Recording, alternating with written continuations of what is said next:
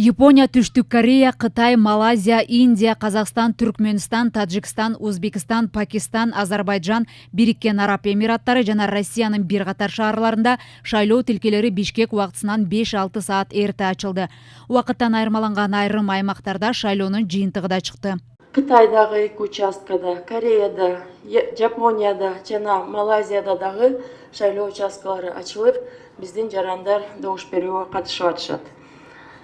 Чет өлкөдөгү шайлоо участкаларына жалпысынан 49 миңден ашык жарандар киргизилип, биз ушул чет өлкөдө жарандарыбыздын жигердүү катышуусун дагы күтүп атабыз. Күндүн биринчи жарымында чет өлкөлөрдө иштеп жана жашап жүргөн 5124 кыргызстандык өз добушун берип, жалпы шайлоочулардын 10% түздү. Бишкек убактысы боюнча саат 16:00го Россиянын Южно-Сахалинск менен Владивосток шаарында добуш берүү жыйынтыкталды. Чет өлкөдө 48 шайлоо участогу уюштурулган. Анын ичинен 3-өө биздин мамлекеттик миграция кызматынын Москва жана Тюмень шаарында өкүлчүлүктөрүнүн базасында уюштурулду.